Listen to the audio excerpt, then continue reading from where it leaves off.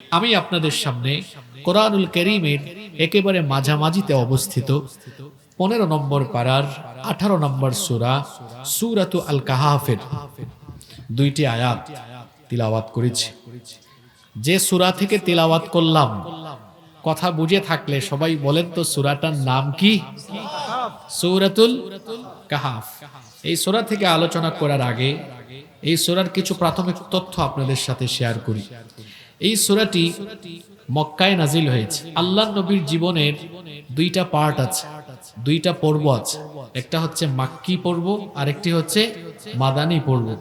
নবীজি সাল্লাল্লাহু আলাইহি ওয়াসাল্লামের মাক্কি পর্বে যে সূরাগুলো নাজিল হয়েছে সেগুলোকে বলা হয় মাক্কিয়া, আর যেগুলো মাদানী পর্বে নাজিল হয়েছে সেগুলোকে বলা হয় মাদানিয়া। আজকের সূরাটি হচ্ছে সূরাতুম মাক্কিয়া।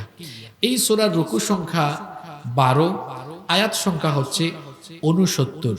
কোরআনে কারীমের প্রত্যেকটি সূরা নাজিল হওয়ার পেছনে এক একটি হিস্ট্রি, ব্যাকগ্রাউন্ড রয়েছে, যেটাকে উলুমুল কোরআনের ভাষায় বলা হয় সাবাবুন নুজুল। এই সূরাও নাজিল হওয়ার পেছনে, এই সূরার আয়াত সংখ্যা হলো 110, আয়াত সংখ্যা হলো 110, এবং এই সূরার রুকু সংখ্যা হচ্ছে টোটাল 12। এই সূরাটি নাজিল হওয়ার পেছনের একটি সুন্দর হিস্ট্রি বা ব্যাকগ্রাউন্ড আছে। সেই ঘটনাটি আমি আপনাদের সামনে তুলে ধরছি। আপনাদের মনোযোগ আছে তো? নবী করিম সাল্লাল্লাহু আলাইহি ওয়াসাল্লাম তিনি যখন মক্কায় দাওয়াতি কাজ আরম্ভ করলেন, কাফির মুশরিকরা তখন আল্লাহর নবীর বিরোধিতা আরম্ভ করলো। তার কারণ হলো তারা নবীজিকে শৈশবকাল থেকে দেখেছে। তাদের চোখের সামনে নবীজির শৈশবকাল, কৈশোরকাল, যৌবনকাল পেরিয়ে নবীজি 40 বছরে উপনীত হয়েছেন। তারা নবীজিকে একরকম দেখেছে।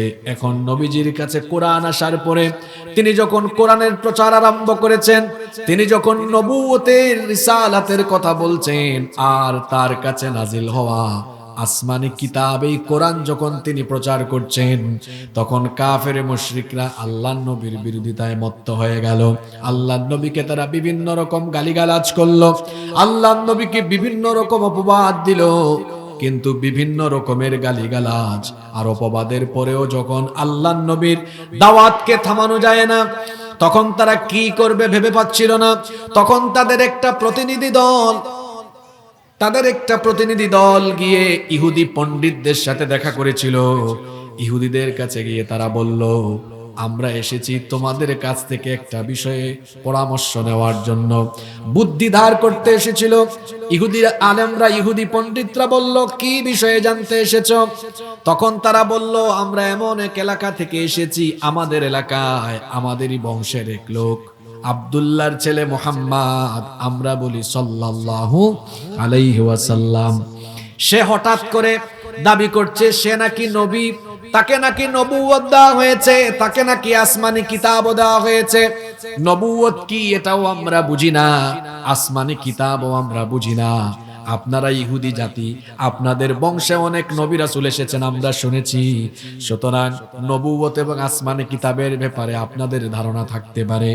সে যে বলে সে নাকি নবী, সে নাকি রাসূল, তার কাছে নাকি আসমানি কিতাব নাজিল হয়, কিন্তু আমাদের এটা বিশ্বাস হয় না। তখন ইহুদি পণ্ডিতরা, আলেমরা বলল, আচ্ছা তার ব্যাপারে যে আমাদের কাছে জানতে এসেছো পরামর্শ দেওয়ার আগে আমাদেরকে বলো, তার ব্যাপারে কিছু তথ্য দাও, ইনফরমেশন দাও। তারা তখন বলল, মানুষ হিসেবে তিনি হচ্ছেন অত্যন্ত আমানতদার, বিশ্বস্ত, কথাবার্তায় অত্যন্ত মিষ্টভাষী, মার্জিত ভাষায়, সুন্দর শব্দ চয়নে চমৎকার করে কথা বলেন, মুচকি হেসে হেসে কথা বলেন। তিনি কষ্ট পান, কাউকে কষ্ট দেন না, দুঃখ পান, কাউকে দুঃখ দেন না। তার কাছে আমানত রাখা হলে কখনো খেয়ানত হয় না। তিনি এমন এক মহামানব, তিনি কখনো দুর্বলের উপর অত্যাচার করেন না, কখনো কারো উপর জুলুম করেন না। ব্যক্তি হিসেবে তিনি অসাধারণ, সততা, স্বচ্ছতা, জবাবদিহিতা, আমানতদারিতা, এক কথায় মানবীয় যত উত্তম গুণাবলী আছে, একটা গুণাবলীও তার মধ্যে অনুপস্থিত নাই। অর্থাৎ মানবীয় চরিত্রের সকল ভালো ভালো দিকগুলো তার চরিত্রের মধ্যে বিদ্যমান। আল্লাহু আকবার। সব বর্ণনা শোনার পরে ইহুদি পণ্ডিত আলেমরা বলল, তোমরা তো তার কথাবার্তা, চালচলন, ব্যবহারের যে পরিচয় দিয়েছো এ থেকেই বোঝা যাচ্ছে সত্যিকার অর্থেই সে পয়গাম্বারই।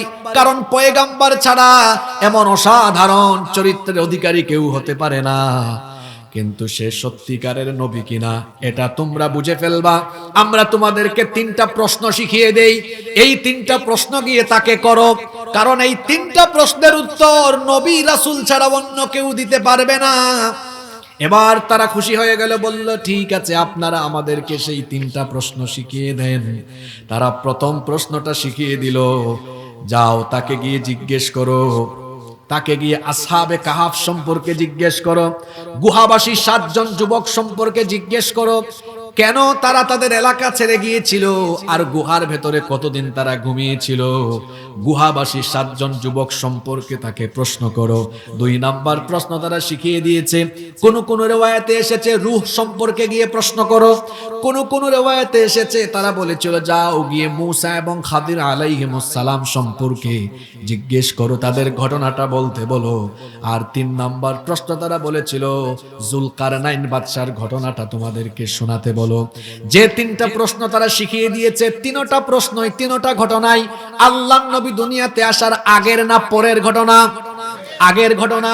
তো এই ঘটনাগুলো আল্লাহর নবীকে যদি আল্লাহ না জানান তাহলে তার তো জানার কথা না। এই জন্য ইহুদি পণ্ডিতরা 3টা প্রশ্ন শিখিয়ে দিল। এই কাফেরেরা এবার, মক্কার কাফেররা যে প্রতিনিধি দল পাঠিয়েছিল, এই প্রতিনিধি দল এসে এবার মক্কার কাফের নেতৃবৃন্দকে এটা জানালো। তারা এবার বলল এতদিনে আমরা, তারা বলল মুহাম্মদ, আমরা বলি সাল্লাল্লাহু আলাইহি ওয়াসাল্লামকে আটকানোর একটা তরিকা পেলাম। তারা গিয়ে এবার জিজ্ঞেস করলো, তারা বলল মুহাম্মদ, সবাই বলেন সাল্লাল্লাহু আলাইহি ওয়াসাল্লাম, আমরা তোমার কাছে 3টা প্রশ্ন করব, যদি তুমি এই 3টা প্রশ্নের উত্তর দিতে পারো তাহলে আমরা তোমার নবুয়তের উপরে বিশ্বাস স্থাপন করব। নবীজি বললেন ঠিক আছে প্রশ্ন করো। তারা এবার এই 3টা প্রশ্নই করলো। আল্লাহর নবী এবার তাদেরকে উত্তর দিলেন, ঠিক আছে আগামীকাল আমি তোমাদের প্রশ্নের উত্তর দিব। শুনতেছেন আপনারা? আগামীকাল উত্তর দিব। আল্লাহর নবী ভেবেছিলেন এরা চলে যাওয়ার পরে হয়তো আল্লাহ তাআলা জিবরিল পাঠাবেন, ওহী নাজিল হবে, আর ওহী নাজিল হয়ে গেলে আল্লাহর নবী কাফিরদেরকে সেটা জানিয়ে দিবেন। কাফিররা এবার পরবর্তী দিন, দ্বিতীয় দিন এসেছে। আসার পরে বলল মুহাম্মদ, আমরা বলি সাল্লাল্লাহু আলাইহি ওয়াসাল্লাম, তোমার কথা মতো আজকে আমরা দ্বিতীয় দিন এসেছি, আমাদেরকে আমাদের প্রশ্নগুলোর উত্তর দাও। আল্লাহর নবী বললেন তোমাদের প্রশ্নের উত্তর আজকে দিব না, আগামীকাল আবার আসো। এক কাফের আরেক কাফেরের চেহারার দিকে তাকায়, কই দেখছো কারবার, সম্ভবত এতদিনে সে ধরা খেতে যাচ্ছে। নাউজুবিল্লাহ। মনে মনে তারা একটু খুশি। এবার তারা পরের দিন অর্থাৎ 3 নাম্বার দিন এসেছে। তারা এসে বলল মুহাম্মদ, সবাই বলি সাল্লাল্লাহু আলাইহি ওয়াসাল্লাম, আজকেও আসলাম, এবার 3টা প্রশ্নের জবাব দাও। আল্লাহর নবী বললেন আজকেও আমি উত্তর দিব না, আগামীকাল আসো। আল্লাহর নবী অপেক্ষায় আছেন, কিন্তু জিবরিল আল্লাহর নবীর কাছে আসেন না, ওহী নাজিল হয় না। পরবর্তী দিনও কাফেররা আসলো, আল্লাহর নবীকে জিজ্ঞেস করলো, নবীজি কোনো জবাব দিলেন না। এইভাবে যখন দিন যেতে লাগলো, সময় যেতে লাগলো, কাফির মুশরিকদের মনের ভেতরে সন্দেহ বাড়তে লাগলো। এক কাফির আর এক কাফিরের চেহারার দিকে তাকায় কয় দেখছো কারবার, এতদিন পরে তারে আমরা জায়গা মতো ধরছি। গোটা মক্কায় কাফের নেতৃবৃন্দ আল্লাহর নবীর ব্যাপারে সমালোচনা আরম্ভ করলো, আর এই দিকে আমার নবীর টেনশন বেড়ে গেল, পেরেশানি বেড়ে গেল। এইভাবে করে যেতে যেতে টোটাল 15 দিন সময় চলে গেল। জুড়ে বলেন কতদিন? 15 দিন পর্যন্ত নবীর কাছে জিবরিল আসলেন না, ওহীও নাজিল হলো না। গোটা মক্কায় এই বিষয়টি নিয়ে যখন কাফের মুশরিকরা তীব্র সমালোচনা আরম্ভ করলো, আল্লাহর নবীর নবুয়ত আর রিসালাতের ব্যাপারে তারা সন্দেহজনক কথাবার্তা বলা আরম্ভ করলো, আর আমার নবীর পেরেশানির মাত্রা যখন তীব্র থেকে তীব্রতর হয়ে গেল, অবশেষে আল্লাহ তাআলা এই 3টা প্রশ্নের জবাব দিয়ে পূর্ণাঙ্গ একটি সূরা, সূরাতুল কাহফ নামে সূরাটা নাজিল করে পুরাপুরি সব প্রশ্নের উত্তর ডিটেইলস বলে দিয়ে আল্লাহ সূরাটা নাজিল করলেন। আর কি কারণে 3টা প্রশ্নের জবাব দিয়ে ওহী নাজিল করতে 15 দিন দেরি হলো সেটাও আল্লাহ তাআলা জানিয়ে দিলেন। আল্লাহ তাআলা বললেন, ওয়ালা তাকুলান্না লিশাইইন ইন্নী ফাইলুন যালিকা গাদান ইল্লা আইয়াশা আল্লাহ। ও নবী, ইনশাআল্লাহ বলা ছাড়া আগামীকাল কিছু বলবেন বা করবেন এটা তো আপনি বলতে পারেন না, কারণ আল্লাহর ইচ্ছা ছাড়া কোনো কিছু হওয়া সম্ভব। তাহলে এই 3টা প্রশ্নের জবাব দিয়ে একটা পূর্ণাঙ্গ সূরা নাজিল হতে 15 দিন দেরি হলো কেন? কি না বলার কারণে? জোরে বলেন, কি না বলার কারণে? আজকে আমি যে আয়াতটা তেলাওয়াত করেছি ওই আয়াতেও ইনশাআল্লাহর কাহিনী আছে। এখানে 3টা ঘটনা আছে সূরা কাহাফে। 3টা ঘটনার হক আদায় যদি আমি করতে চাই তাহলে একটানা 3 দিন তাফসীর মাহফিল করলে মোটামুটি হয়তো হক আদায় করা যাবে। কিন্তু আমি আজকে এই সূরার শেষ দিক থেকে ধরেছি, কারণ হলো দেশের এবং গোটা পৃথিবীর চলমান পরিস্থিতিকে সামনে রেখে আমি সূরা কাহাফের শেষের ঘটনাটি যুলকারনাইন বাদশার ঘটনাটি আমরা ধরেছি। এখানে বাদশা যুলকারনাইন সম্পর্কে বিশদ বর্ণনা দেওয়া হয়েছে। আমি যার নাম বললাম, জুলে বলেন তো তার নামটা কি? রব্বুল আলামিন বলছেন, ওয়ায়াসআলুনাকা আন যিল কারনাইন কুল সাআতলু আলাইকুম মিনহু যিকরা। ও নবী, তারা আপনাকে যুলকারনাইন সম্পর্কে জিজ্ঞেস করছে। কুল সাআতলু আলাইকুম মিনহু যিকরা, আপনি তাদেরকে বলেন আমি তার ব্যাপারে পূর্ণাঙ্গ বিস্তারিত আমি তোমাদেরকে তেলাওয়াত করে বা আমি তোমাদেরকে পুরো বৃত্তান্ত শুনিয়ে দিচ্ছি। এখানে কাফিররা নবীজিকে যে বাদশা সম্পর্কে প্রশ্ন করেছে, আমার দিকে তাকান, এত সুন্দর পরিবেশে মাহফিল হচ্ছে, পরিবেশ আমরা নষ্ট করব না। আজকের আলোচনার টপিকটা খুবই গুরুত্বপূর্ণ। এই কি বলে ড্রোন যিনি উড়িয়েছেন এটা বন্ধ করে ফেলেন। আমার দিকে তাকান। হাই রে, বাঙালি কোনো জিনিস দেখলে আর থামে না। আপনাদের এলাকা তো বড় সুন্দর, সামনে নদী, এটা কি নদী নাকি?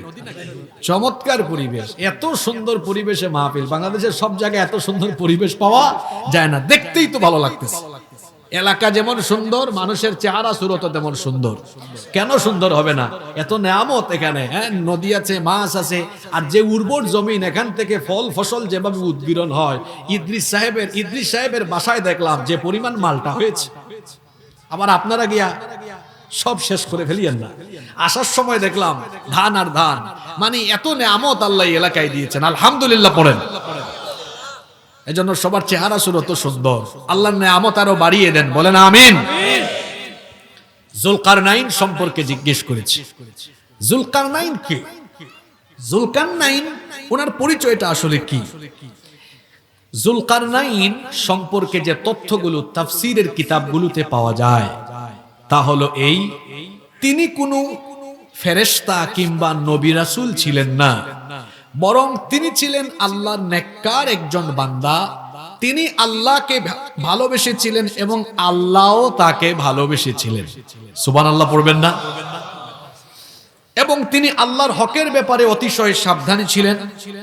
তিনি ছিলেন একজন ন্যায়পরায়ণ বাদশা, এবং তিনি এমন এক শাসক ছিলেন যিনি কিনা গোটা পৃথিবীকে শাসন করেছেন। আল্লাহু আকবার। কোরআনে কারিমে দেখবেন ভালো শাসকের ব্যাপারেও বিভিন্ন তথ্য দেওয়া আছে, আবার স্বৈরাচারী শাসকের তথ্য দেওয়া আছে। যেমন যুলকারনাইন তিনি একজন ন্যায়পরায়ণ বাদশা, আবার কোরআনে কিছু স্বৈরাচার বাদশার কথা আছে। দেখি একটা কুখ্যাত স্বৈরাচারের নাম বলেন তো, যার নাম কোরআনে আছে। খুনি হাসিনার নাম কোরআন শরীফে পাইলেন কোথায়? এটা কি নতুন নাজিল হয়েছে নাকি? আমি বলছি কোরআনে কারীমে কুখ্যাত স্বৈরাচার শাসকের, জালিম শাসকের নাম আছে না নাই? নাম কি? জোরে বলেন, নাম কি? ফেরাউন। তার আরো মন্ত্রী টন্ত্রীদের নামও আছে। হামানের নাম আছে না? হামানের নাম আছে, আবার কারুনের নামও আছে, আছে না? যে কিনা সম্পদ পাওয়ার পরেও আল্লাহর রাস্তায় দান করে নাই, তার সম্পদ সহ জমিনের তলায় ধসিয়ে দিয়ে তাকে ধ্বংস করে দিয়েছেন কে? আবার দেখেন ন্যায় পরায়ণ বাদশাদের ব্যাপারে কোরআনে তথ্য আছে। দেখি কয়েকজনের নাম বলেন তো। যেমন আজকে আলোচনা করছি জুলকারনাইন, আর নাই ইউসুফ আলাইহিস সালাম। অনেকে বলে ইসলামে রাজনীতি নাই, মানে দেশ কেমনে চালাইতে হবে। ইসলামে সব আছে, নামাজের কথা আছে, রোজার কথা আছে, জাকাতের কথা আছে, কিন্তু আদালত কেমনে চালাতে হবে, দেশ চালাতে হবে কেমনে, এই জায়গায় ইসলাম গরিব হয়ে গেছে। নাউজুবিল্লাহ পড়তে মন চায় না? এরকম আছে না নাই? আমার দেশে মুসলমান নামধারী এমন কিছু লোক আছে যারা বলে শরিয়া আইনে বিশ্বাস করে না, তারা ইসলামী রাজনীতি অর্থনীতিতে বিশ্বাস করে না। যারা ইসলামী রাজনীতি অর্থনীতি রাষ্ট্রনীতিতে বিশ্বাস করে না, এরা মুসলমান হতে পারে না। এই কোরআনের ভেতরে নেককার ন্যায়পরায়ণ শাসকদের নাম আছে, অনেক শাসকদের নাম আছে। নবী, আবার নবী রাসূল ছাড়াও একজন আছে, নাম কি? জুলকারনাইন। নবী রাসূলদের কথা আছে না? আছে তো। যেমন দাউদ আলাইহিস সালাম, সুলাইমান আলাইহিস সালাম, যিনি কিনা জিন জাতিকে পর্যন্ত শাসন করেছেন, জিনদেরকে দিয়ে বাইতুল মুকাদ্দাস তিনি নির্মাণ করিয়েছেন। আল্লাহু আকবার! কি প্রতাপশালী শাসক! পিপিলিকার ভাষা বুঝতেন, পাখির ভাষা বুঝতেন। আমরা তো এক এলাকা থেকে আরেক এলাকায় বিমানে সফর করি অথবা ইঞ্জিন চালিত বাহনে সফর করি, আর তিনি এমন এক শাসক ছিলেন যিনি কিনা ইঞ্জিন ছাড়া এমন এক বাহন ছিল, বিনা ইঞ্জিনে বাতাসের মাধ্যমে তিনি তার এমন এক সিংহাসনে বসতেন। আল্লাহ এমন এক সিংহাসন দিয়েছিলেন, সকালবেলা সেটাতে বসলে বিনা ইঞ্জিনে বাতাসের মাধ্যমে 1 মাসের পথ চলে যেতেন। এই ক্ষমতা তাকে দিয়েছেন কে? যারা ক্ষমতা পেয়ে ন্যায় ইনসাফ কায়েম করেছে, কোরআনে আল্লাহ তাদের গুণগান বর্ণনা করেছেন। আবার ক্ষমতা পেয়ে যারা স্বৈরাচার হয়েছে, জালেম হয়েছে, তাদের ধ্বংসের কাহিনীও কোরআনে আছে। কোরআনে আল্লাহ বর্ণনা করেছেন যাতে করে কিয়ামত পর্যন্ত মানুষেরা ক্ষমতা পেয়ে স্বৈরাচারী জালেম হয়ে গেলে কি পরিণতি হয়, অতীতের যুগের স্বৈরাচারদের থেকে শিক্ষা নিতে পারে। কিন্তু আমাদের পরিস্থিতি হলো এমন, আমরা একটু জুলুম থেকে মুক্ত হলেই, মজলুম অবস্থা থেকে উত্তরণ হলেই আমরাও জালিম হওয়ার চেষ্টা করি। আকারে ইঙ্গিতে বলে গেলাম, যারা মজলুম ছিলেন জালেমের ভূমিকায় অবতীর্ণ হওয়ার কোনো অপচেষ্টা কেউ করবেন না। যদি অপচেষ্টা করেন তাহলে আল্লাহ তাআলার যে সুন্নাত, তিনি কোন জালেমকে ছাড় দেন না, সময় সুযোগ দেন, তারপরে যখন ধরেন সমূলে ধ্বংস করেন। দেখেন নাই আমার দেশে এক দাম্ভিক দাজ্জাল প্রকৃতির নারী ছিল, যে কথায় কথায় দাম্ভিকতা প্রদর্শন করত, কিন্তু আল্লাহ তাকে এমন শাস্তি দিয়েছেন, সে এবং তার দলবল সহ সবার নাম নিশানা আল্লাহ নিশ্চিহ্ন করে দিয়েছেন। আল কোরআনের শত্রুরা, ইসলামের শত্রুরা। দাম্ভিকতার পরিণতি এমনই হয়। আমরা আজকে জুলকারনাইন সম্পর্কে আলোচনা করছি। উনার নাম জুলকারনাইন কেন? তাফসীর ইবনে কাসির এবং ফাতহুল কাদিরের ভেতরে এসেছে। কোন মুফাসসির বলেছেন উনার মাথার মধ্যে 2টা গুচ্ছ ছিল, মাথার চুলের মধ্যে 2টা গুচ্ছ ছিল, এই জন্য তাকে বলা হয় জুলকারনাইন, মানে 2 গুচ্ছওয়ালা।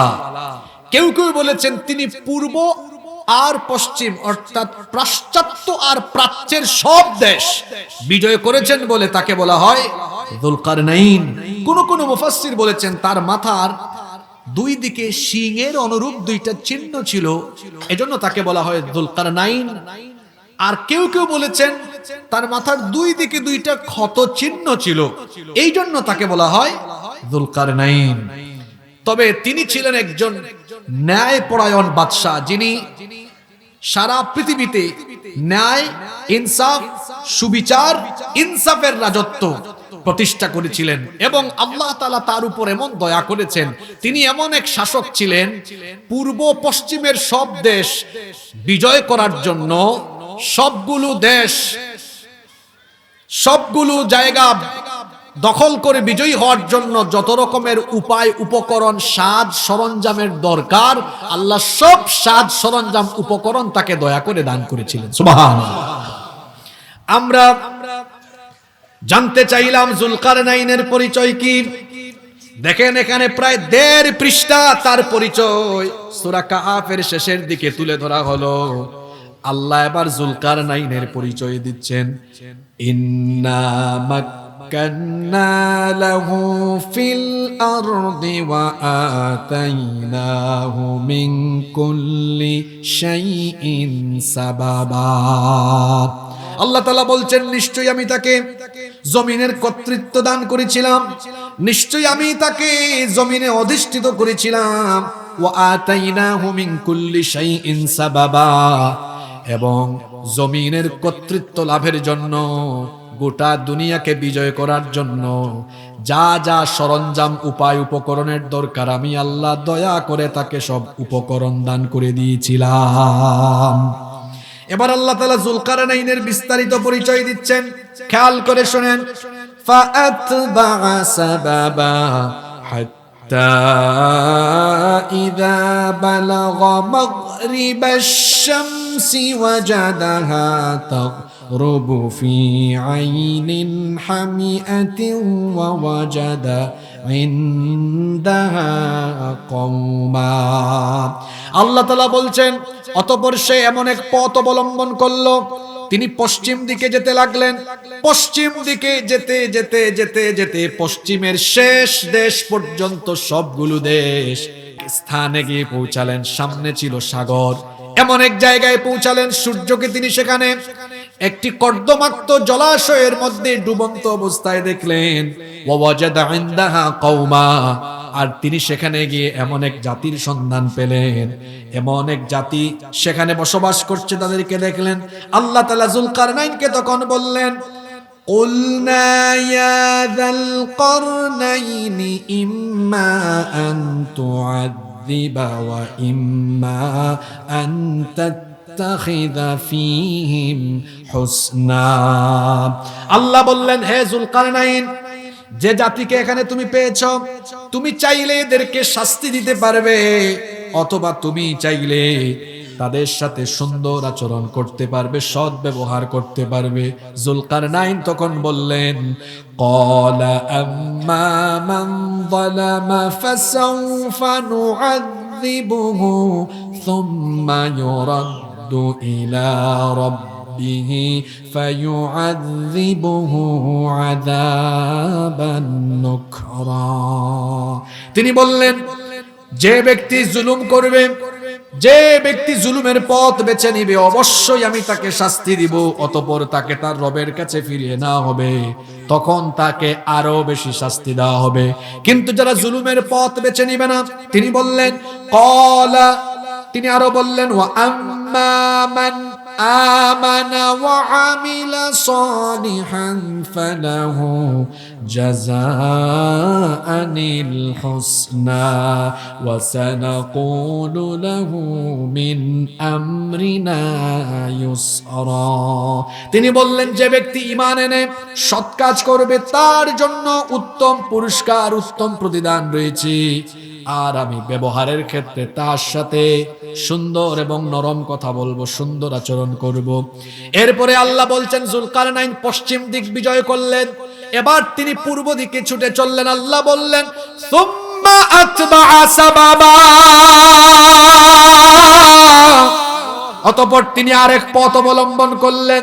হাত্তা ইযা বালাগা মাতলিআশ শামসি ওয়াজাদাহা তাতলুউ আলা কওমিন লাম নাজআল লাহুম মিন দুনিহা সিতরা।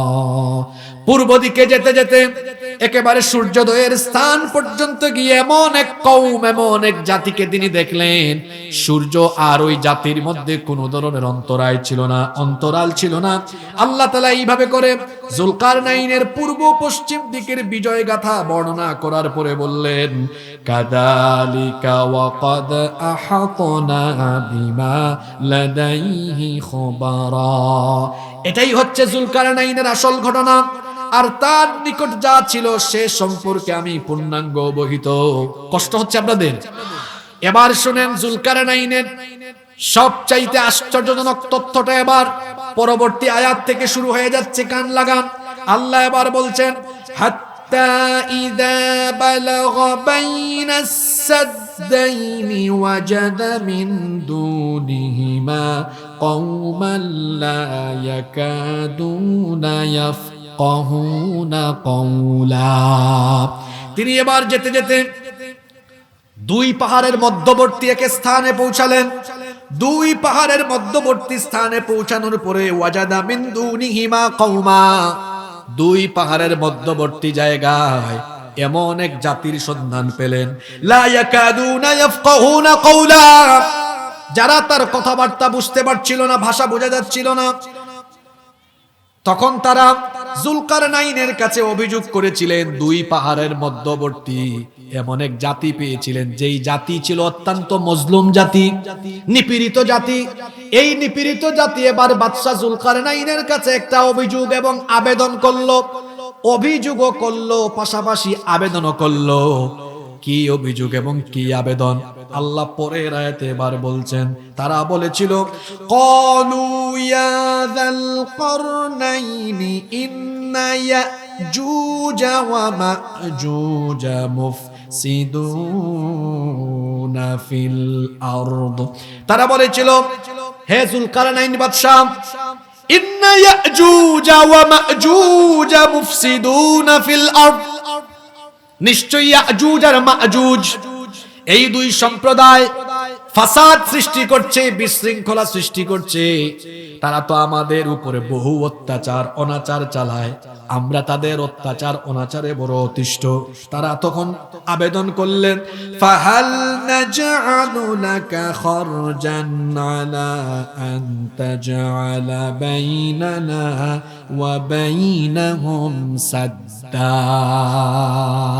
তারা বলেছিলেন, বাদশা যুলকারনাইন, এই ইয়াজুজ আর মাজুজ দুই গোষ্ঠীর অত্যাচারে আমরা বড় অতিষ্ঠ, এরা বড় হিংস্র, এরা বড় সাংঘাতিক, আপনি এদের অত্যাচার থেকে আমাদেরকে মুক্তি দেন।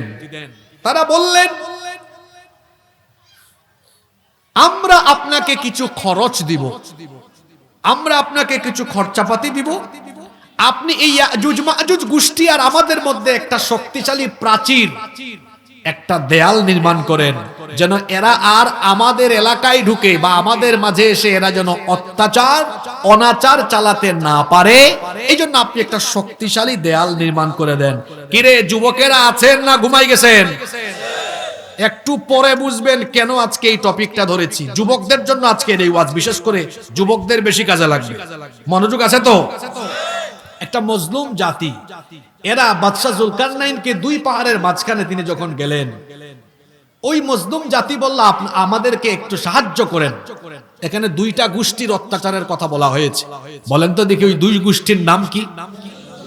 বলেন। ইয়াজুজ আর এই ইয়াজুজ মাজুজ কিন্তু কিয়ামতের বড় 10টা আলামতের একটা আলামত। এরা আবার কিয়ামতের আগে বের হবে। এরা এখন কোথায়? এরা কিন্তু এখনো আছে, এরা বন্দী। কোথায় বন্দী সেটাও বলবো। আগে আমাকে এটা বলেন, বাদশা যুলকারনাইনের কাছে এই মজলুম জাতি কয়টা সম্প্রদায়ের অত্যাচারের ব্যাপারে অভিযোগ করলো? দুইটা। এই দুই জাতির নাম হলো ইয়াজুজ আর মাজুজ। এই ইয়াজুজ মাজুজ এরা আবার কারা? এদের পরিচয় কি? এদের পরিচয় হাদিস শরীফে খুব সুন্দর করে এসেছে।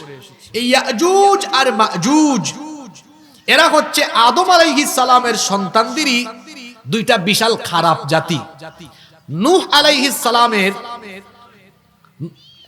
সহিহ বুখারীর বিখ্যাত ব্যাখ্যাকার আল্লামা হাফেজ ইমাম ইবনে হাজার আসকালানি রাহিমাহুল্লাহ, তিনি বলছেন, ইয়াজুজ আর মাজুজ হলো নূহ আলাইহিস সালামের ছেলে ইয়াফেস এর পরবর্তী বংশধরদের দুটা খারাপ গোত্র, এবং এদের চেহারা হলো বড় ভয়ঙ্কর, চক্ষু ছোট। হাদিসে এসেছে সিগারুল উয়ুন, চক্ষু খুব ছোট ছোট, এবং চুলগুলো একটু আউলা জাউলা, উস্কো খুস্কো।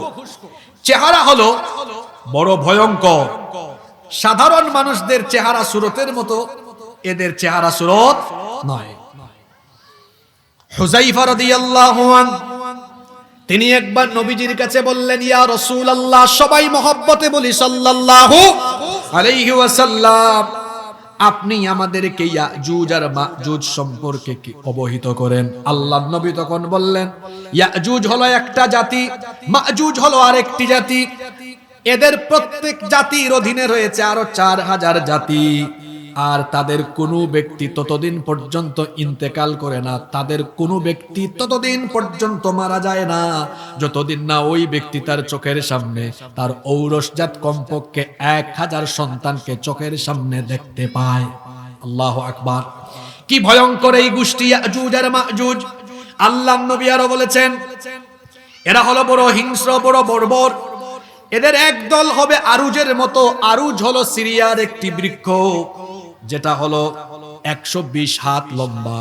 এবং আল্লাহর নবী এদের কথা আরো বলেছেন, এরা এমন এক জাতি, কোন ঘোড়া ও লোহা এদের মোকাবেলায় দাঁড়াতে পারে না। এদের একদল এক কানের উপরে ঘুমায়, অন্য কান মুড়ি দিয়ে থাকে।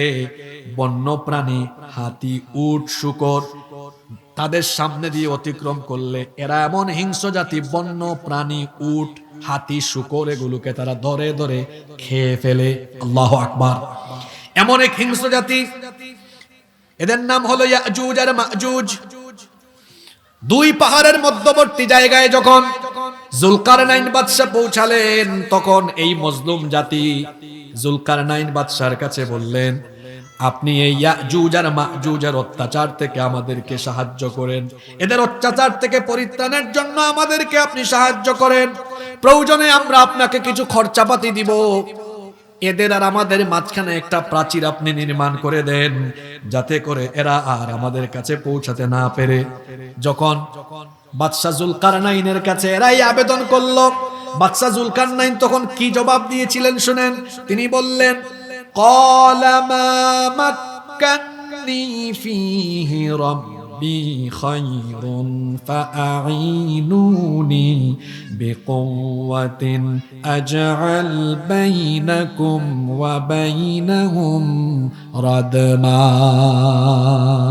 তিনি বললেন, আমাকে খরচাপাতি দেওয়া লাগবে না, বরং আমার রব আমাকে যে সামর্থ্য দিয়েছেন সেই সামর্থ্যই আমার জন্য উত্তম। আল্লাহু আকবার পড়েন। তোমরা একটা জিনিস দিয়ে আমাকে সহযোগিতা করো, সেটা কি? ফাআইনুনি বিকুওয়া। এখানে একটা শিক্ষা আছে, শিক্ষার কথা বলবো। যুবকরা আছে না ঘুমায় গেছে? এই ন্যায়পরায়ণ বাদশা বললেন, তোমরা শুধু আমার পেছনে শক্তি দাও, শক্তি খরচ করো। শোনেন, যখন ভালো নেতৃত্ব পাওয়া যায়, সেই নেতৃত্বের পেছনে যদি মানুষ ঐক্যবদ্ধ হয়ে শক্তি খরচ করতে পারে, তাহলে কিন্তু বিরাট কঠিন কাজও তখন অনেক সহজ হয়ে যায়। এদেশে যত যুবকেরা আছে, যুবকদেরকে আমি বলবো, বাংলাদেশে এখন একটি সুসময় চলে এসেছে। আপনারা এতকাল বলতেন আলেম উলামা ঐক্যবদ্ধ হয় না কেন? এখন প্রায় সব আলেমরাই এক হয়ে গেছেন নাকি যান নাই? জোরে বলেন, এক হয়েছেন কি হয় নাই? আলেমদের এই ঐক্য দেখে পার্শ্ববর্তী দেশের দাদা বাবুদের ঘুম হারাম হয়ে গিয়েছে। শুধু তাই নয়, উলামা মাশায়েখদের এই ঐক্যের বন্ধন দেখে এই দেশে আধিপত্যবাদী শক্তিদের কলিজায় আগুন ধরে গিয়েছে। আমরা কোরআনের ভাষায় জবাব দিচ্ছি, মুতু বিগাইদিকুম, তোমাদের জ্বালাপুরা নিয়ে তোমরা মরে যাও, আমাদের কিচ্ছু করার নাই। যুবকদেরকে বলছি, আতরের দোকানে ঢুকে কেউ যদি আতর না কিনে 10-15 মিনিট ওই দোকানে থাকে, তার গায়ে আতরের সুবাস লেগে যায়। বিড়ি সিগারেট কেউ না খেলেও যদি পথে ঘাটে বিড়ি খুরের সাথে কেউ খুলাখুলি করে, তার গায়ে বিড়ির গন্ধ হয়ে যায়। আতর না কিনেও আতরের দোকানে থাকলে যেমন আতরের গন্ধ লাগে, তেমনি আলেম উলামা না হয়েও কেউ যদি আলেম উলামার সাথে চলাফেরা করে, দেখা যাবে নামাজ, তারপরে ভালো ভালো চরিত্র, নেক নেক কাজ তার উপরে আসর করতে থাকবে। বিড়ি সিগারেট না খেয়েও বিড়িকুরের সাথে খোলাকুলি করলে যেমন বিড়ির গন্ধ হয়, তেমনি চোর, ডাকাত, চাঁদাবাজ, সন্ত্রাস, চরিত্রহীন লম্পট লোক এবং এই টাইপের নেতৃবৃন্দের সাথে যারা চলাফেরা করবে, ধীরে ধীরে তার সাথীরাও চোর, ডাকাত, লুটপাটকারী আর সন্ত্রাসীতে পরিণত হয়ে যাবে। কথায় আছে, সৎ সঙ্গে স্বর্গবাস।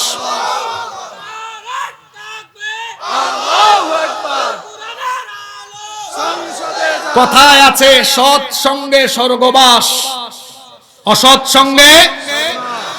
আমি আমার যুবক ভাইদেরকে বলছি, আপনাদের শরীরের যৌবন, তারুণ্যের শক্তি, এই যৌবন আর তারুণ্যের শক্তি কোন চরিত্রহীন নেতৃবৃন্দের সামনে পিছনে গিয়ে খরচ করে তাদের চামচায় পরিণত হবেন না, বরং আপনার তারুণ্য, আপনার যৌবন, যৌবনের ঘাম, রক্ত, জীবন, এটা যদি দিতেই হয় আল্লাহর জমিনে আল্লাহর দ্বীন কায়েমের জন্য উৎসর্গ করতে হবে।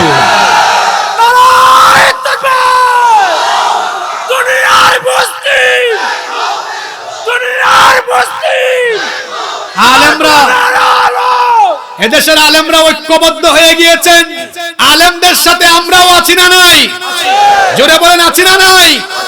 বাদশাহ জুলকারনাইন ইয়াজুজ মাজুজ নামক বর্বর গোষ্ঠী থেকে একটা জাতিকে বাঁচানোর জন্য সেই জাতির লোকদের শক্তির সঞ্চয় করে তাদেরকে সাথে নিয়ে তিনি যেভাবে একটি বিরাট প্রাচীর নির্মাণ করেছিলেন, আমার বাংলাদেশ 54 বছর ধরে দুর্নীতিগ্রস্ত, ক্ষতিগ্রস্ত, পিছিয়ে পড়া এই বাংলাদেশকে আমরা আলোকিত সোনার বাংলাদেশে যদি পরিণত করতে চাই, যুবক আর তরুণদেরকে তাদের প্রত্যেকের হাতকে আলেমদের হাতের সাথে দিয়ে এমন শক্তিশালী ভূমিকায় নামতে হবে যাতে করে আগামীর বাংলাদেশকে আলেমদের নেতৃত্বে কোরআনের বাংলাদেশ হিসাবে গঠন করা যায়।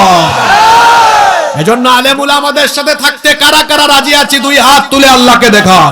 নারায়ে তাকবীর!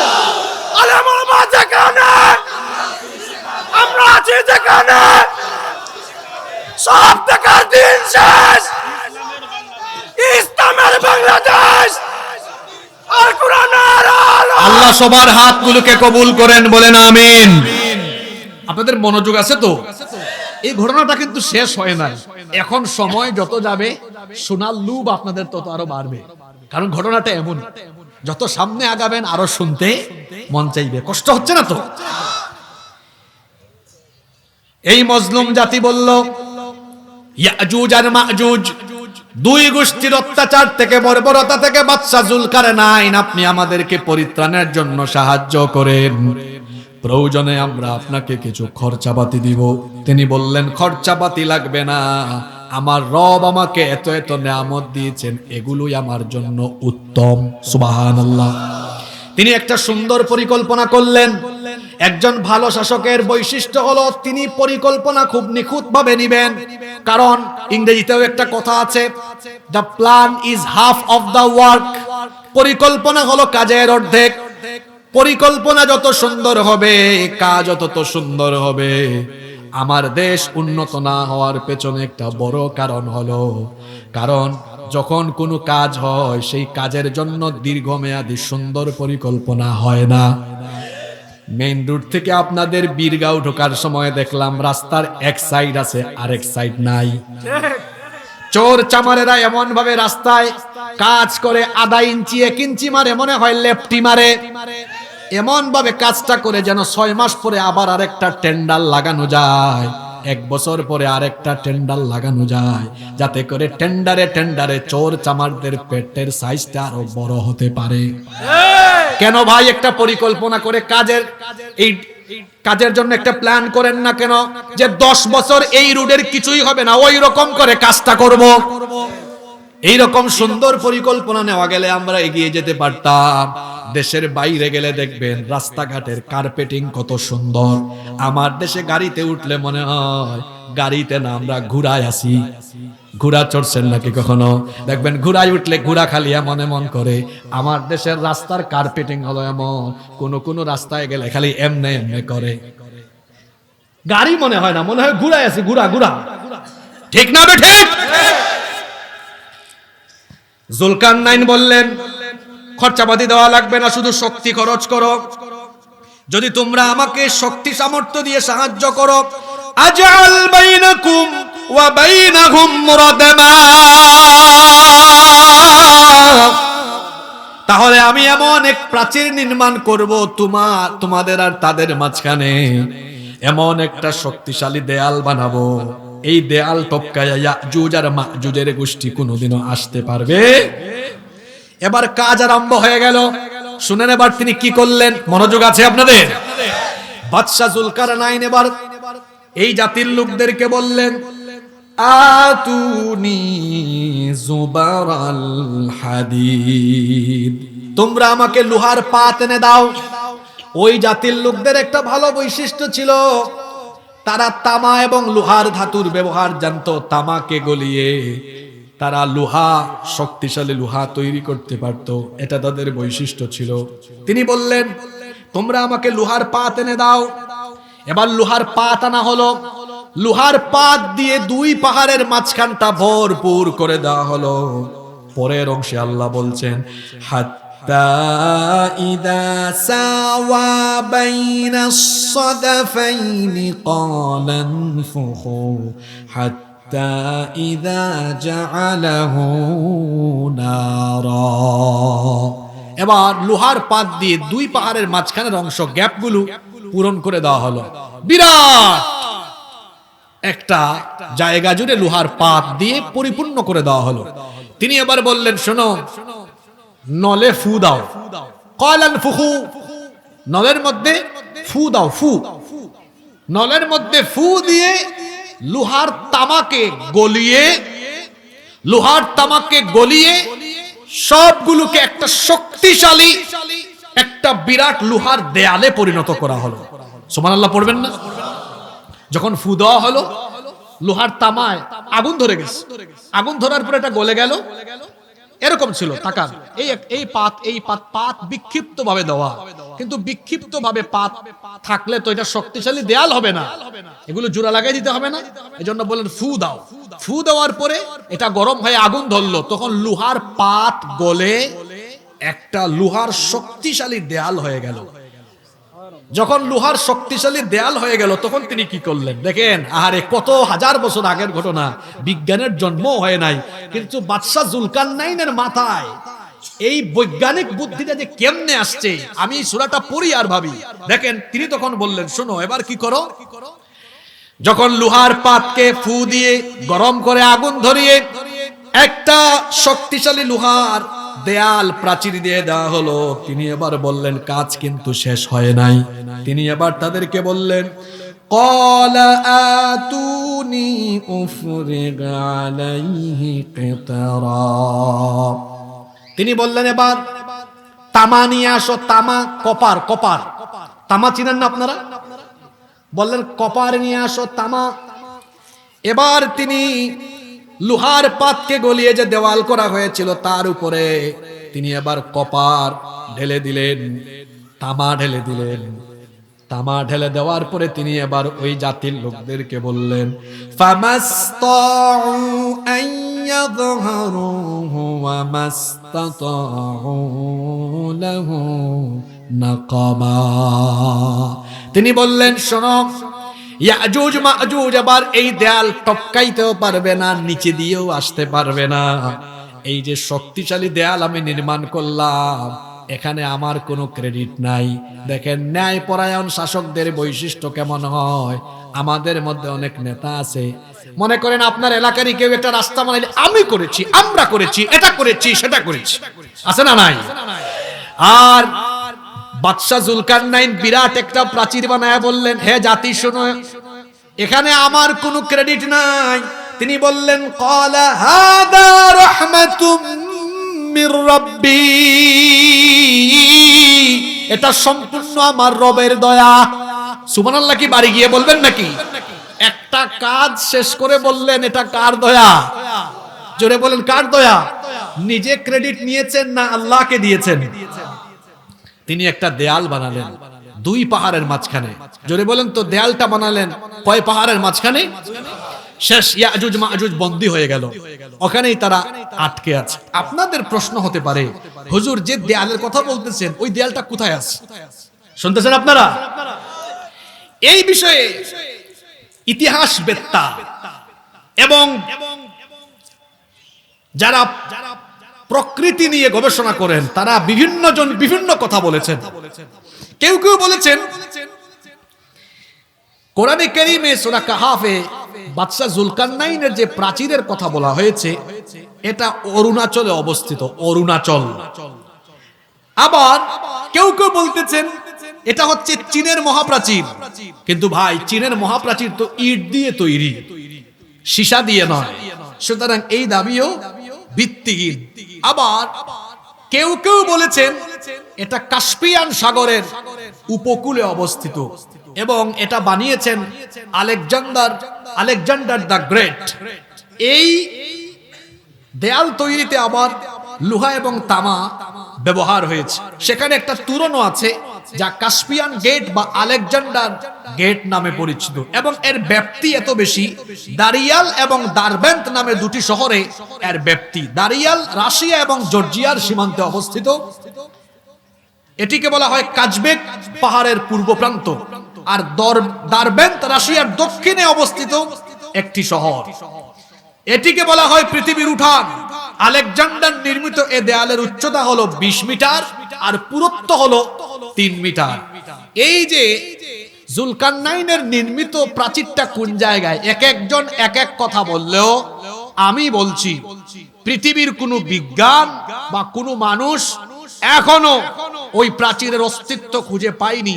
যদিও রাশিয়ান একদল মুসলিম গবেষক তারা দাবি করছেন তারা কাস্পিয়ান সাগরের উপকূলে বরফে ঢাকা বিশাল মাইলের এলাকা জুড়ে তারা মেটালিক যন্ত্রপাতি দিয়ে তারা এর কিছুটা ইঙ্গিত পেয়েছেন, কিন্তু আমি এটা ব্যক্তিগতভাবে বিশ্বাস করি না। বিশ্বাস না করার পেছনে একটা বৈজ্ঞানিক কারণ আছে। এবার সেই বৈজ্ঞানিক কারণটা আপনাদের সামনে তুলে ধরছি। মনোযোগ আছে আপনাদের? দেখেন আল্লাহর কালাম কত চমৎকার বর্ণনা দিয়েছে। আল্লাহ তো চাইলে এখানে বলতে পারতেন যে জুলকারনাইন একটা দেয়াল বানিয়েছেন, এতটুকু বললে হয়তো।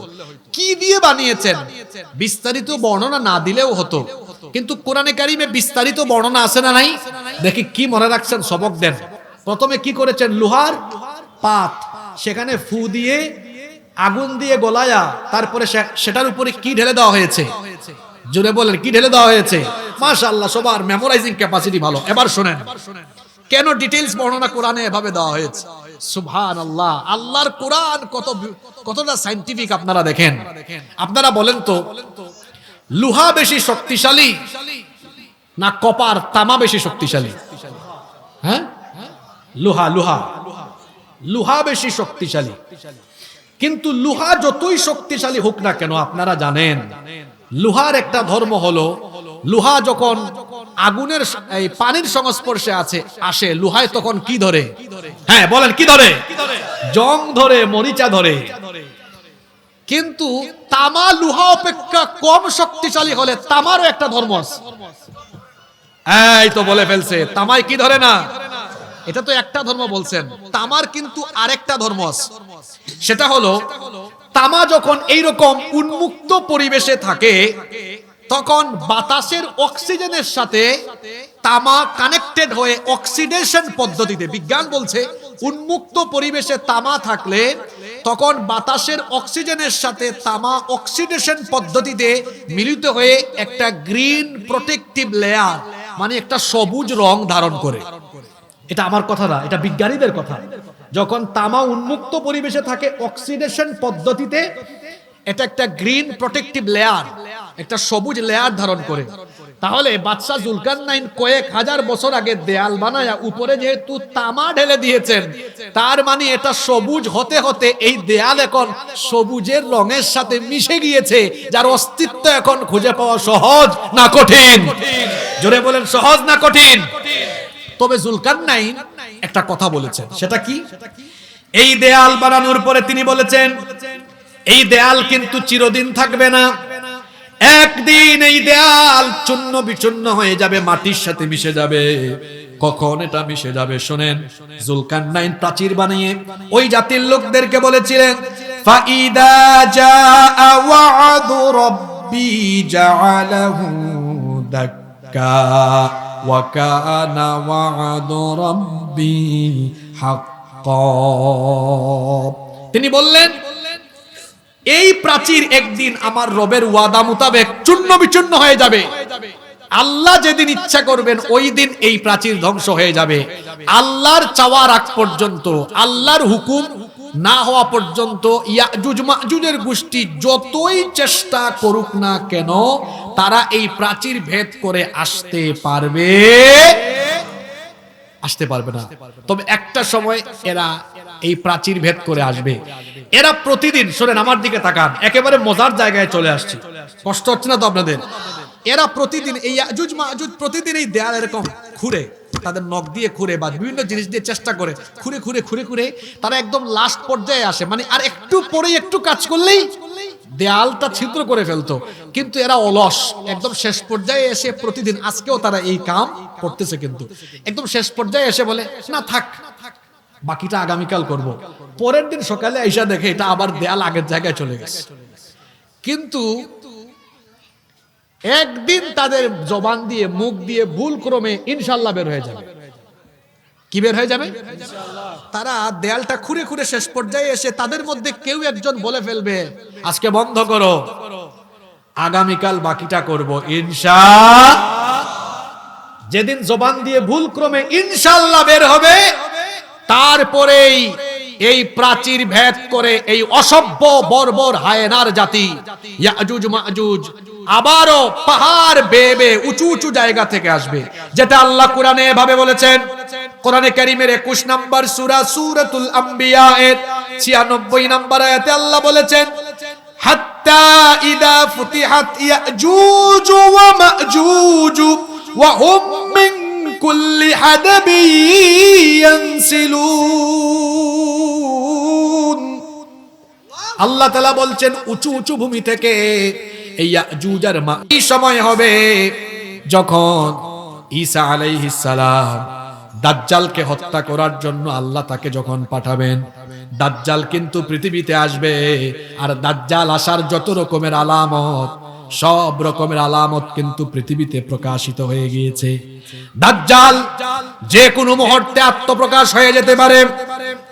দাজ্জাল আত্মপ্রকাশ করে যখন মক্কা মদিনা ব্যতীত গোটা দুনিয়ায় তার তাণ্ডব লীলা চালাবে।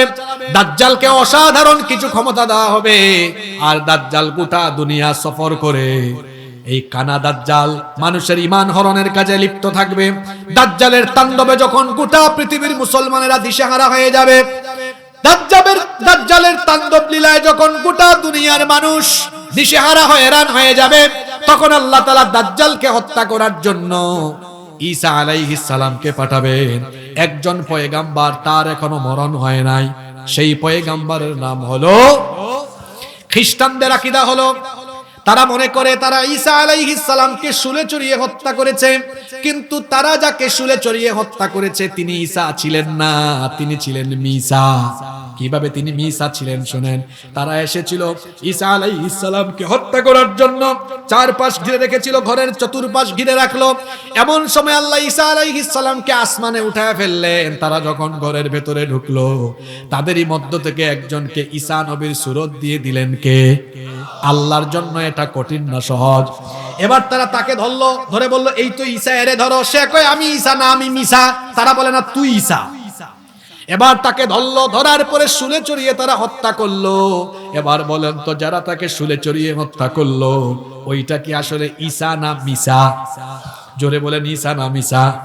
ঈসা আলাইহিস সালামকে আল্লাহ আসমানে উঠায় রেখেছেন।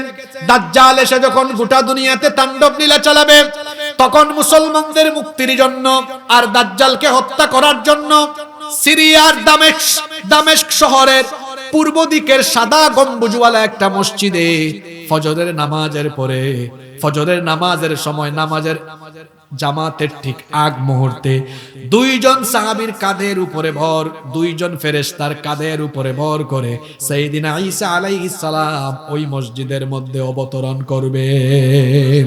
সুবহানাল্লাহ পড়েন। ইমাম মাহদী আলাইহিস সালাম দেখেই চিনে ফেলবেন, বলবেন আসেন, আপনি আসেন, ইমামতি করেন। তিনি বলবেন না, আপনি ইমামতি করেন। নামাজ শেষ হয়ে যাবে। নামাজের পরে ঈসা আলাইহিস সালাম ইমাম মাহদীকে সাথে নিয়ে বক্তব্য দিবেন, বলবেন আল্লাহ আমাকে পাঠিয়েছেন দাজ্জালকে কতল করার জন্য।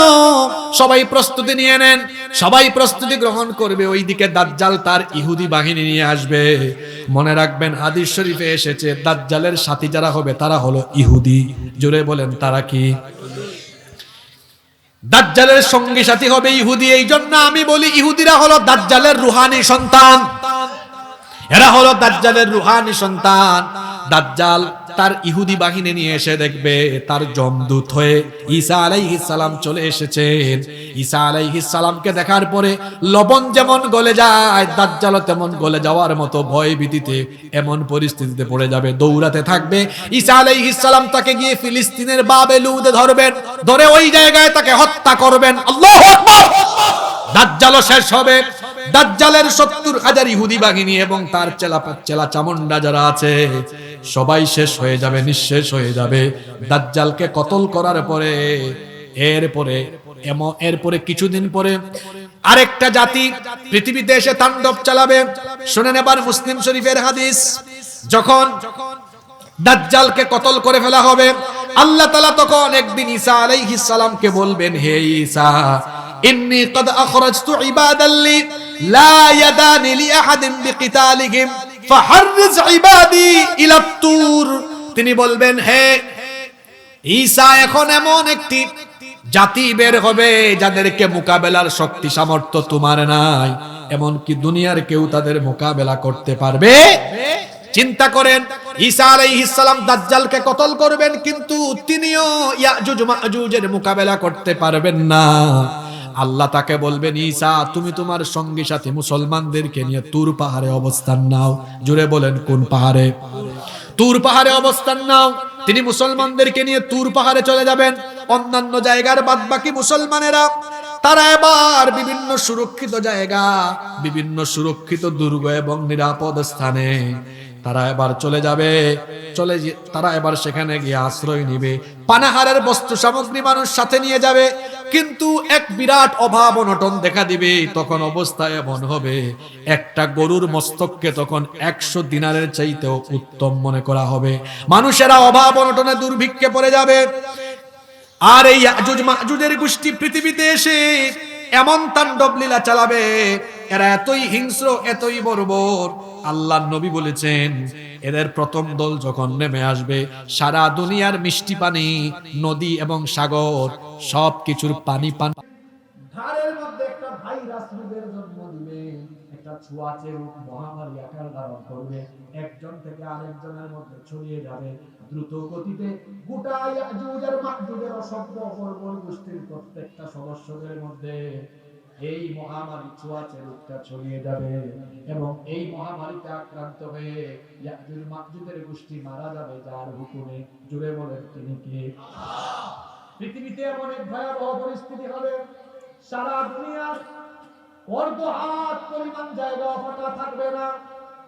সারা দুনিয়ার সকল জমি তাদের লাশে পরিপূর্ণ হয়ে যাবে। তাদের লাশ পচে গলে দুর্গন্ধ হয়ে যাবে। সবাই যখন মারা যাবে, আল্লাহ ঈসা আলাইহিস সালামকে বলবেন, ঈসা, এবার তুমি তোমার সাথীদেরকে নিয়ে নেমে যাও। তিনি তুর পাহাড় থেকে এসে দেখবেন দুনিয়াতে হাঁটার মতো অবস্থা নাই। একদিকে দুর্গন্ধ, অন্যদিকে একটু জায়গাও ফাঁকা নাই, সব দিকে লাশ আর লাশ পড়ে আছে। তিনি তখন বলবেন, আল্লাহ, এত দেখি আরেক গজব, হাঁটারও জায়গা নাই, আবার এত দুর্গন্ধ, আমরা কেমনে চলবো? আল্লাহ এখান থেকে আমাদেরকে নাজাত দেন। আল্লাহ তার দোয়া কবুল করবেন। আল্লাহ তার দোয়া কবুল করে এমন এক বৃষ্টি নাজিল থেকে মুষলধারায় আবার এক ধরনের বিশেষ পাখি পাঠাবেন। এক ধরনের বিশেষ পাখি, যেই পাখিগুলো হবে নখরওয়ালা, বিরাট বিরাট নখর থাকবে এবং এই পাখিগুলোর ঘাড় হবে উটের ঘাড়ের মতো। আল্লাহর হুকুমে ওই বিশেষ পাখিগুলো এসে তাদের নখর দিয়ে, নখ দিয়ে এই ইয়াজুজ মাজুজ গোষ্ঠীর প্রত্যেকের লাশ তুলে তুলে কোন রিওয়ায়াতে এসেছে সাগরে নিক্ষেপ করবে, কোন রিওয়ায়াতে এসেছে অচেনা অজানা জায়গায় নিয়ে নিক্ষেপ করবে। এরপরে আল্লাহর হুকুমে মুষলধারে বৃষ্টি নাজিল হবে। এমন বৃষ্টি নাজিল হবে, সারা দুনিয়ার প্রতিটি জায়গায় একসাথে বৃষ্টি হবে, কোনো জায়গা বাকি থাকবে না। যার ফলে দেখা যাবে মুষলধারার এই বৃষ্টিতে গোটা পৃথিবীর জমিন ধুয়ে মুছে কাচের মতো পরিষ্কার হয়ে যাবে। এরপরে আল্লাহ জমিনকে আদেশ করবেন, হে জমিন, তোমার পেটের ভেতর থেকে সমুদয় ফল ফসল উদ্গীরণ করে দাও। আল্লাহর হুকুমে এমন নেয়ামত, এমন বরকত তখন প্রকাশ হবে। দেখা যাবে ডালিম গাছের মধ্যে যে ডালিম হয়, একটা ডালিম বিরাট একদল লোক, এই যে আমরা বসে আছি সবাই মিলে একটা ডালিম খায়াও শেষ করা যাবে না, এমন বরকত হবে। আল্লাহু আকবার। মনে রাখবেন, যখন কোন সমাজের কোন দেশের শাসক গোষ্ঠী ভালো হয়, ওই সমাজে তখন বরকত দেন কে? আর কোন সমাজের শাসকরা যখন দুর্নীতিগ্রস্ত হয়, চোর হয়, ডাকাত হয়, সেই সমাজে ঘূর্ণিঝড়, ভূমিকম্প, আসমানি আযাব আর গজব দেন কে? এই জন্য শাসক গোষ্ঠীকে নেতৃস্থানীয় পর্যায়ের লোকেরা অবশ্যই চরিত্রহীন হতে হবে, চরিত্রবান হতে হবে। আমরা যারা আছি, আমরা আমাদের সকল স্তরের নেতাদেরকে, সকল পর্যায়ে আমরা চরিত্রবান নেতাদেরকে বসাবো। রাজি আছেন না নাই? বলছিলাম এমন বরকত হবে। একটা ডালিমের খোসা দিয়ে ছাল দ্বারা ছাতা তৈরি করে বিরাট একদল লোক ছায়া লাভ করতে পারবে। দুধের মধ্যে এমন বরকত হবে, একটা উটনির দুধ একদল লোকের জন্য, একটা গাভীর দুধ একটা গোত্রের মানুষ, এমনকি একটা ছাগলের দুধ একটা পরিবারের মানুষ পান করে শেষ করতে পারবে না। এই রকম বরকত চলবে 40 বছর। জুড়ে বলেন কত বছর? 40 বছর এই বরকত চলতে থাকবে। এরপরে 40 বছর পরে একটা মনোরম বায়ু, মনোরম একটা বাতাস আল্লাহ প্রবাহিত করবেন। এই বাতাস তখন যারা মুসলমান থাকবে, মুসলমানদের বগলের নিচে এই বাতাসের ফলে এক ধরনের রোগ দেখা দিবে, যার ফলে তারা মৃত্যুবরণ করবে। দুনিয়ায় কেবলমাত্র কাফের, মুশরিক, নিকৃষ্ট লোকেরা বেঁচে থাকবে, যাদের জবান দিয়ে আল্লাহ শব্দটাও বের হবে না। এই ধরনের নিকৃষ্ট লোকদের উপরেই কিয়ামত হবে। তখন জিনা, ব্যভিচার, অশ্লীলতা এগুলো এমন ভাবে বেড়ে যাবে, কুকুরের মতো মানুষ রাস্তাঘাটে জিনা ব্যভিচার করবে। আল্লাহ আল্লাহ বলার মতো একটা লোকও যখন থাকবে না, তখন আল্লাহ সূর্যকে হুকুম করবেন, এবার পশ্চিম দিক থেকে উঠো। ইসরাফিলকে বলবেন তোমার কাজ আরম্ভ করো। ইসরাফিল সিংহা বাজাবেন, তখন একটা বিকট আওয়াজ হবে। একটা বিকট আওয়াজে আসমান জমিন উলট পালট হয়ে যাবে। পাহাড় পর্বত সবকিছুকে উপরে উঠায়া জমিনকে একটা আছাড় দিয়ে সবকিছু লন্ডভন্ড করে কিয়ামতের বিভীষিকাময় ঘটনা ঘটে যাবে। সারা দুনিয়ার সবকিছু তছনছ হয়ে যাবে, মহাবিশ্ব ধ্বংস হয়ে যাবে, কিচ্ছু থাকবে না, কেবলমাত্র একজন থাকবেন, তিনি কে? এজন্য আল্লাহ তাআলা বলেছেন, কুল্লু মান আলাইহা ফান, সবকিছু ফান হয়ে যাবে, ধ্বংস হয়ে যাবে। ওয়া ইয়াবকা ওয়াজহু রাব্বিকা যুল জালালি ওয়াল ইকরাম, কেবলমাত্র একজন মহামহিয়ান সত্তা অবশিষ্ট থাকবেন। আর যিনি অবশিষ্ট থাকবেন, গলার আওয়াজ বড় করে বলেন তিনি কে? ইয়াজুজ মাজুজ এবং বাদশা যুলকারনাইনের কাহিনী আমরা জানলাম। সম্মানিত মুসল্লি, সম্মানিত উপস্থিতি, আপনাদের কি কষ্ট হচ্ছে? এই ঘটনাটা আজকে আমি কেন বললাম? এবার 7টা সবক নিয়ে আমরা এখান থেকে উঠবো। কয়টা সবক? কষ্ট হচ্ছে? নাম্বার 1, 1 নাম্বার, এই ঘটনা থেকে আমরা কি শিখলাম? 1 নাম্বার যা শিখেছি, ঘটনা শুনে খালি চলে যাইয়েন না, এবার শিক্ষা নিয়ে যান। 1 নাম্বার শিক্ষা হলো, যুলকারনাইন এমন এক শাসক ছিলেন, আল্লাহর দেওয়া সব নেয়ামতের তিনি সঠিক ব্যবহার করেছিলেন। আপনারা শুনেছেন, আমি একটা আয়াত তেলাওয়াত করেছি, গোটা পৃথিবীকে দখল করার জন্য, বিজয় করার জন্য সব সরঞ্জাম আল্লাহ তাকে দিয়েছেন, কিন্তু কখনো তিনি এগুলোর অপব্যবহার করেননি। ভালো শাসক যারা হবে, তারা কখনোই রাষ্ট্র পরিচালনার উপায় উপকরণ কখনো জনগণের অকল্যাণে কিংবা জনগণকে মেরে ফেলার কাজে ব্যবহার করবে না। যারা শাসকের নামে স্বৈরাচার হয়, তারা দেখা যায় জনগণের টাকায় কেনা গুলি, বুলেট, বোমা অনেক সময় জনগণের বুকে ঢুকায় দিয়া জনগণের রক্তের উপর দিয়ে ক্ষমতায় থাকতে চায়। এই কথাগুলো এখন শুনে যান। কিন্তু বাদশা যুলকারনাইন এমন এক বাদশা ছিলেন, আল্লাহর দেওয়া নেয়ামতের সঠিক ব্যবহার করেছেন, কোনোদিন তিনি অপব্যবহার করেন নাই। একটা জাতি উন্নত হওয়ার জন্য এই ধরনের নেতা দরকার, যারা ক্ষমতার অপব্যবহার করবেন না, বরং সঠিক ব্যবহার করবেন। কিন্তু দেখবেন মানুষ ক্ষমতা পেলে বেশিরভাগ মানুষ অহংকারী হয়, ঠিক না বেঠিক? তখন দেখা যায় ক্ষমতার সঠিক ব্যবহার না করে অপব্যবহার করে। আরে ভাই, ক্ষমতা পাই এত অহংকার করেন কেন? ক্ষমতা এটা তো একটা বোঝা, দায়িত্ব, এটা একটা আমানত। এটা পেলে আরো বেশি জাহান্নামের ভয় অন্তরে ঢোকার কথা। জুলকারনাইনের ঘটনা থেকে আমরা প্রথম শিক্ষা পেলাম, এই বাদশা আল্লাহর নিয়ামতের সঠিক ব্যবহার করেছেন। দুই, তিনি ছিলেন ন্যায়ের পথে অবিচল একজন বাদশা, যিনি বিনয়ী ছিলেন, অহংকারী ছিলেন না। গোটা পৃথিবীতে তিনি সুবিচার কায়েম করেছেন, অবিচার করেননি, জুলুম করেননি। সুতরাং ভালো শাসকের বৈশিষ্ট্য হলো তারা ন্যায় ইনসাফ কায়েম করবে, তারা কখনো অবিচার করবে না, জুলুম করবে না। যারা অবিচার করে, জুলুম করে, এরা ভালো শাসক নয়, এরা হলো স্বৈরাচার, এরা হলো জালেম। তিন নাম্বার শিক্ষা হলো তিনি এমন এক বাদশা ছিলেন যিনি দুর্বলকে প্রোটেকশন দিয়েছেন, নিরাপত্তা দিয়েছেন। ওই যে দুই পাহাড়ের মাঝখানে এক মজলুম জাতি, এদেরকে তিনি নিরাপত্তা দেন নাই। কিন্তু আমার দেশে আপনারা তাকান, এই এখন যারা উঠতেছেন আপনাদের কি হয়েছে? 1.5 ঘন্টা থাকতে পারছেন, 3-4 মিনিট থাকা যায় না? না, এত অধৈর্য কেন আপনারা? আপনাদের বাড়ি বেশি দূরে না আমার বাড়ি বেশি দূরে? তা আপনারা যেভাবে আগে দৌড় মারতেছেন, মনে হইতেছে বাড়ি আপনাদের দূরে। 2-3 মিনিট বসেন। এই কথাগুলো গুরুত্বপূর্ণ। বলছিলাম তিনি দুর্বলকে সুরক্ষা দিয়েছেন। আমাদের দেশে, আমাদের সমাজে দেখবেন যারা ক্ষমতা পায় এরা দুর্বলদেরকে আরো দুর্বল করে রাখতে চায়। আমার দেশে সবচেয়ে বেশি অত্যাচার দুর্বলদের উপরে, সবচেয়ে বেশি অত্যাচার দুর্বলদের উপরে। কিন্তু বাদশাহ জুলকারনাইন এমন ছিলেন, তিনি দুর্বলদের সহযোগী ছিলেন, কখনো তিনি দুর্বলদেরকে অত্যাচার করেননি। নাম্বার 4, 4 নাম্বার, তিনি ছিলেন একজন প্রজ্ঞাবান বিচক্ষণ শাসক, যিনি পরিকল্পনা ভিত্তিক কাজ করতেন। মনে আছে প্রাচীরের নির্মাণ করার আগে কিভাবে পরিকল্পনা করে কাজ করলেন?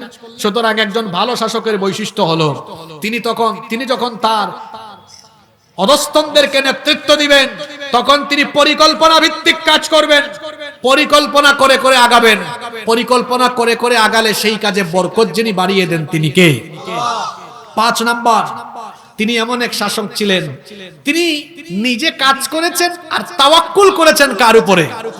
জোরে বলেন, কার উপরে? আপনারা জানেন প্রাচীর বানানোর পরে তিনি বলেছেন এটা কার দয়া? আল্লাহর দয়া। আল্লাহর উপর তার আস্থা, বিশ্বাস, অবিচলতা ছিল। তারপরে নাম্বার 6 নাম্বার, তিনি ছিলেন একজন জ্ঞান অন্বেষণকারী, বিনয়ী, সত্যের একজন প্রতিষ্ঠাকারী, যিনি কিনা ঘুরে ঘুরে সারা দুনিয়া সফর করেছেন, জ্ঞান অর্জন করেছেন, আর জায়গায় জায়গায় ন্যায় বিচার কায়েম করেছেন। যিনি কখনো অহংকার বা দাম্ভিকতা দেখাননি, তিনি ছিলেন একজন বিনয়ী শাসক। নাম্বার 7 নাম্বার হচ্ছে, এই ঘটনা থেকে আমরা আরেকটা জিনিস শিক্ষা পাই। এই সূরা নাজিলের প্রেক্ষাপটেও ইনশাআল্লাহর একটা ঘটনা আছে, আবার ইয়াজুজ মাজুজের প্রাচীর টপকানোতেও ইনশাআল্লাহর একটা হিকমত আছে। তার মানে ভবিষ্যতের কোনো কাজ, ভবিষ্যতের কোনো কথাবার্তা আমরা যখন বলবো তখন অবশ্যই বলবো ইনশাআল্লাহ, কারণ আল্লাহর ইচ্ছা ছাড়া কোনো কিছু হয় না। আমি দেখেছি, এখনো দিব, আল্লাহর ইচ্ছা ছাড়া কোনো কিছু হয় না। তবে ইনশাআল্লাহ আমাদের দেশে অপব্যবহারও আছে। অনেকে কয় আগামীকাল আমার একটা সিনেমা মুক্তি পাবে, ইনশাআল্লাহ আগামীকাল আমার একটা গান রিলিজ হবে। অনেক জায়গায় যুবকরা যাত্রাপালার বা নাটকের আয়োজন করে, আগামীকাল আমাদের এলাকায় কনসার্ট হবে ইনশাআল্লাহ। এটা কি ইনশাআল্লাহ না নাউজুবিল্লাহ? এটা কি ইনশাআল্লাহর সঠিক ব্যবহার না অপব্যবহার? জুলকারনাইনের এবং ইয়াজুজ মাজুজের এই ঘটনা থেকে যে শিক্ষাগুলো বললাম, এই শিক্ষাগুলো বাস্তবায়ন করে যদি আমরা আমাদের সমাজের প্রতিটি স্তরে এইভাবে করে ন্যায়পরায়ণ, নীতিবান শাসক আমরা সেট করতে পারি, আমাদের দেশ বদলে যাবে ইনশাআল্লাহ। শেষ একটা উদাহরণ দিব, তার আগে আমি একটা কাজ করব। আপনারা এই মাহফিলে আসতে পেরে খুশি না বেজার? কারা কারা খুশি একটু হাত তুলেন তো দেখি। মাশাআল্লাহ, আগে একজন তো বুঝেই ফেলছে। এবার হাত নামায় না, হাতটা তুলেন, হাতটা তুলেন। এই কমিটি বাইরে থেকে কোনো কালেকশনও করে নাই, একটু ঘাটতি আছে। আমরা সবাই এই হাতটা সহযোগিতার উদ্দেশ্যে বাড়াই দিব, পারবো না ইনশাআল্লাহ? একটু উঁচা করে ধরেন তো, উঁচা করে ধরেন। যান ব্যাগ নিয়ে, চাদর নিয়ে স্বেচ্ছাসেবক ভাইরা ঢুকেন, আপনারা হাত নামায়া পকেটে ঢুকান, মানুষের পকেটে ঢুকায়েন না। মহিলা প্যান্ডেলে যত মা বোনরা আছেন আপনারাও শামিল হন। আমি কিন্তু বলেছিলাম আমার একটা জরুরি কথা আছে, ওইটা বলে শেষ করব। সময় দিবেন তো আমাকে? ইনশাআল্লাহ। যান, ব্যাগ নিয়ে সব ভাইরা চতুর্দিক থেকে ঢুকেন, আর আপনারা সবাই আন্তরিকতার সাথে শামিল হবেন। আমার দিকে তাকান। কেন আজকে আমি নেতৃত্বের ব্যাপারে কথা বললাম, একটা উদাহরণ বুঝলেই হয়ে যাবে। আচ্ছা বলেন তো, একটা গাড়িতে 40 জন প্যাসেঞ্জার, সবাই গাঁজা খাইছে, কিন্তু ড্রাইভার গাঁজা খায় নাই। গাড়িটা রাস্তায় থাকার সম্ভাবনা আছে না নাই? এক গাড়িতে আবার 40 জন প্যাসেঞ্জার, কেউ গাঁজা খায় নাই, গাঁজা খাইছে ড্রাইভার।